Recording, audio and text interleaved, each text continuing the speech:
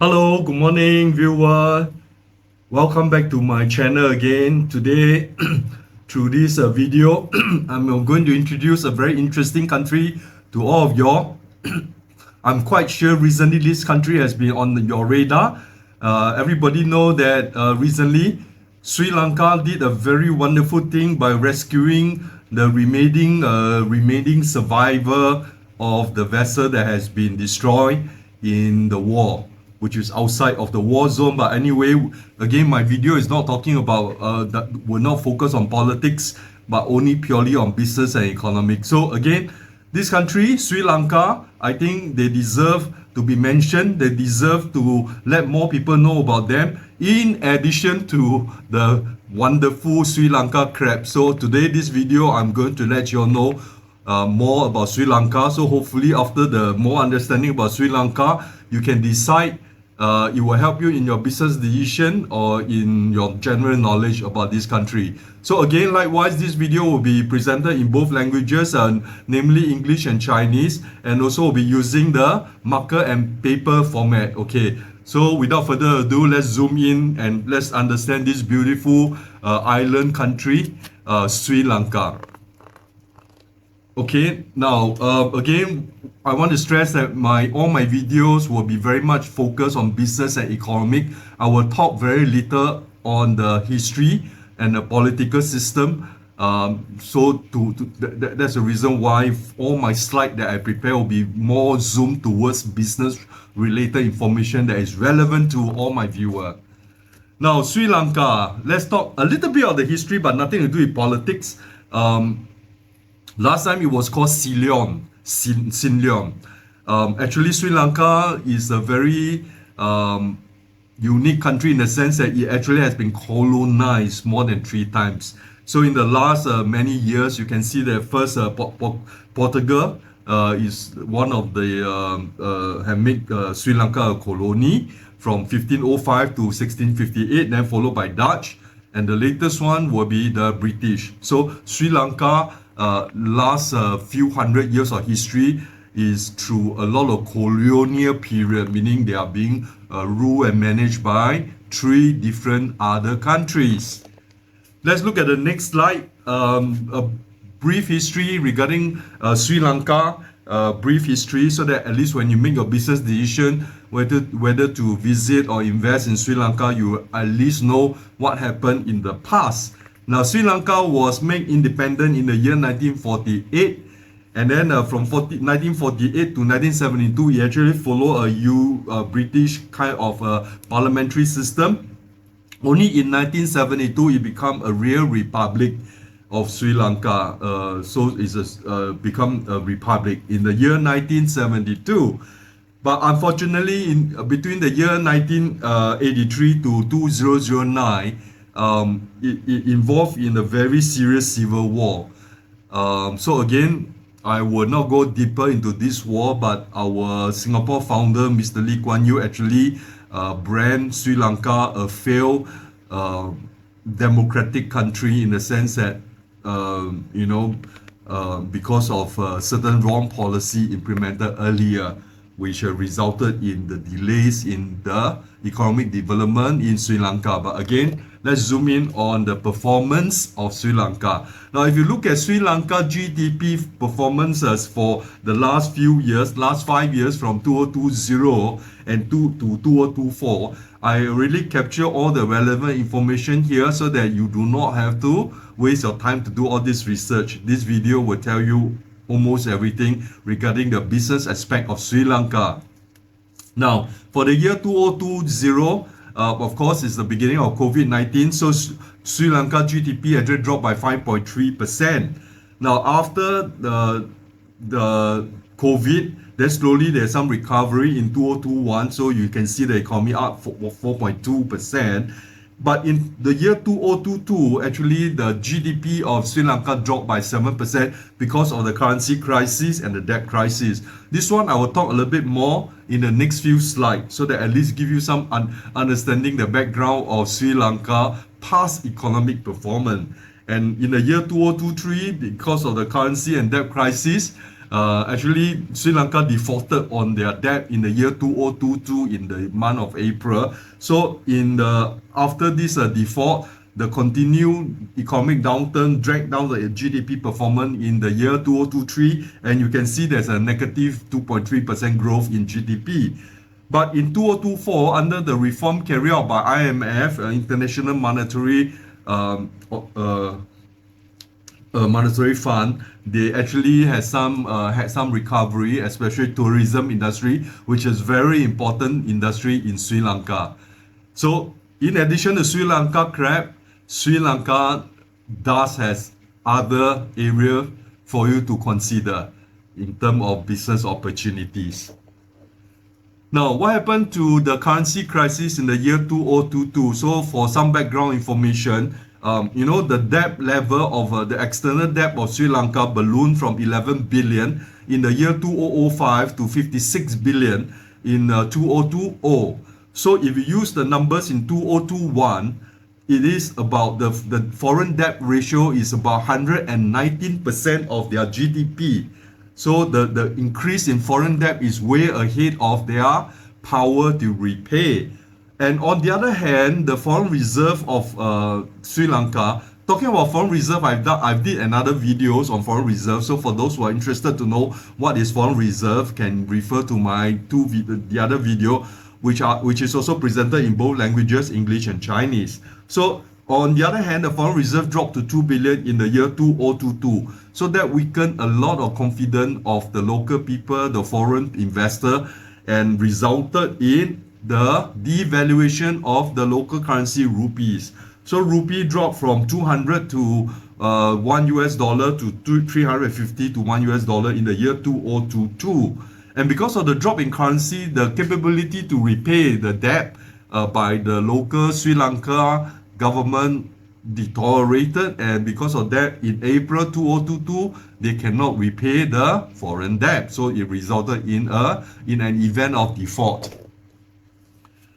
Now, these are all in the past, so things are much better now, are recovering. As you can see in the year 2024, GDP figure is improving.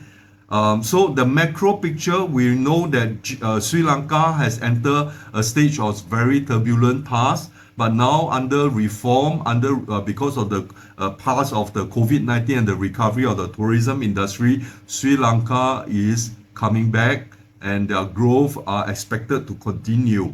Now, how about the income inequality in the country? Is this a country that is very unequal in income distribution? The World Bank put a Gini coefficient of 0.38. Now, come to Gini coefficient, if anyone want to know what is Gini coefficient, can also refer to my two videos that I produced recently, also presented in English and Chinese, so you can go through my video and you can understand what is Gini coefficient. So World Bank actually, for the year 2019, they put Sri Lanka coefficient to 0.38. But the Central Bank of Sri Lanka actually put it at 0.46, which means is highly unequal or not that equal. Again, I can only get the 2019 figure, but again, this tells some story behind. But again, this is very common when a country is developing, when a country is still doing reforms. Income equality will always not be the area that the government would be able to resolve, because the first priority is to make sure that the economy become more vibrant, able to feed all the population. How about the nominal GDP of Sri Lanka? Let's look at the nominal GDP of Sri Lanka. Sri Lanka is not a small country, it's a big island. So if you look at the GDP of Sri Lanka for the year 2021, they actually managed to get 89 billion US dollar. Singapore is about 574 billion. So in the year 2025, you can see the number increased to 99 billion. So it's not too bad in terms of performance. So you can see there's some steady increase in the GDP. Now, this country basically is an island country in the sense that it's surrounded by sea. And from there, a lot of people always think that if a country is surrounded by sea and they are not too far away from other nations, the economic potential will be quite will be advantageous because of the geographical location. Now again, let's look at what Sri Lanka can offer in terms of the human resources. Now, Sri Lanka population right now is about 23.4 million. 23.4 million is roughly around Malaysia. I think Malaysia is 22 to 25, if I'm not wrong. But the growth in the human population is 0.5%, not considered very high. Again, still the population size is quite significant. Now, let's do a breakdown into our ages. For those who are below 14 and below 14 years old is about 22% of the population. 15 years old to 64 years old is about 66%. And above 65 years old is about 12%. The medium age is about 33 years old. So Sri Lanka is not a relatively young country, but neither are they an aging country. The population average is about 33 years old, so it's not too bad for a medium age population. Now, how about the contributor of Sri Lanka GDP? What contributed? Which industry contributed to GDP of Sri Lanka? As you can see, because it's an island country surrounded by water, by sea, next to India. So the agriculture is a very important contributor to Sri Lanka GDP, which is at 7%. The industry, including apparel, textile, and food processing, is about 27%. But the largest contribution to Sri Lanka GDP is 60%. This includes tourism. So I do a small breakdown here. Tourism by itself is 2.5% of their GDP. And the tea production, tea leaf, Sri Lanka tea is famous globally. Of course, in Asia, we know Sri Lanka crab as well. Huge, wonderful, delicious crab. But the tea export of Sri Lanka added 2% to the GDP. So it's quite significant contributor. Now, in terms of world ranking, Sri Lanka snapshots of the Sri Lanka economic performance. In terms of the economy, the size of the economy, like I mentioned, is not too small. It ranked number 71 globally. 71. Singapore ranked about 22 or 22 to 25, depending on which year. So Sri Lanka is 71. There are about close to 200 countries in the world, and Sri Lanka is ranked 71 out of the 200 or 190 plus 95 countries in the world. Now, the contribution to the global world GDP is 0.2%. So, and how about the size? The size of the Sri Lanka is 88 Singapore. So you need 88 Singapore equivalent to 1 Sri Lanka. You need 2 Hainan Island to match 1 Sri Lanka. But in terms of compared to Malaysia, Sri Lanka is about 20% of the total land size in Malaysia. 20%. So not a small country, it's a huge country. It's a big country. Now, for this country, what are the promising industry if you are ever wanted to invest in this country? What are the promising industry?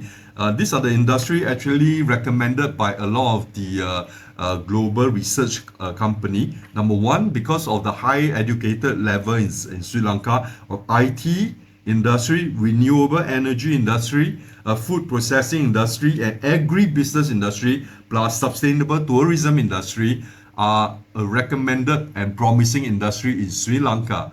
Of course, because the country is surrounded by sea, is surrounded by Indian Ocean. So again, maritime logistic is also equally promising due to the geographical location of this country. Now, when we talk about the advantages or the strength of Sri Lanka, we cannot not mention the human asset. Now, because of the what left by the British system, so the literacy rate in Sri Lanka among the adults are very high. It's about 93%. So 93% of the local population are able to read to a certain level. How about for the younger generation, 15 to 24 years old, the literacy rate is even higher at 99%. So even though English is not the national language, but English is widely used in the business environment in Sri Lanka. So you can see that population there are very well educated. How about the tertiary enrollment rate, meaning how many percentage of the student go to university in Sri Lanka? The percentage is 21%. So they produce a lot of high-skilled labor forces in Sri Lanka. That's the reason why some of the promising industry in Sri Lanka I mentioned are IT, renewable energy, and the rest, like such as services. But of course, we all know that the apparel and textile remain a very important industry in Sri Lanka. Now let's look at some of the Singapore companies that are already in operating in Sri Lanka. I just name a few. I'm not going to name a lot, like Prima. Prima is a flour company from Singapore. They have a plant. They have I think a joint venture or a factory business operation in Sri Lanka in food processing. Hotel properties are also they are also in Sri Lanka. That they are doing a tourism related investment. And Quensandas Land Corporation, this is a property investor. They also invested in Sri Lanka in real estate. Now, how about Chinese company? Chinese company in Sri Lanka are mainly the state-owned enterprises because of One Road, One Belt initiative. So in Sri Lanka, you can see China Merchant Group. They built the port in Sri Lanka. They also own majority stake of the port. Sinopec, the oil company, and other state-owned company like China Machinery Engineering Corporation, they are already in Sri Lanka. So as you can see, these are the Singapore and Chinese company already operating in Sri Lanka. So how about who are the biggest contributors to Sri Lanka foreign direct investment? So you can see China now remain number one because all the state-owned prices of China invest heavily in the infrastructure development of Sri Lanka. The next one will be India, which is quite understandable because India is the neighbor of Sri Lanka. And not surprising, Singapore is ranked number third, and followed by Japan and UAE. So these are the top 5 countries that contribute to the FDI in Sri Lanka. Now the last slide, I'm going to give an overall picture about Sri Lanka import and export. So roughly you know where do they buy from, where do they sell to. This is crucial for your business knowledge and your business decision. At least you know which country they buy from and which country they sell to. So Sri Lanka top trading partner in terms of exports will be, meaning they sell thing to this country. So the biggest market that they export their product to is USA, ranked number 1. Number 2 is UK. Number 3 is India. Number 4 is Germany, and ranked number 5 is Italy. Now, where do they import from? Sri Lanka import mainly from India, which is understandable, next to them. And also the next one, ranked number 2 is China. Rank number 3 is UAE, and number 4th place is again Singapore. So you see, not too bad. Singapore relation with Sri Lanka is quite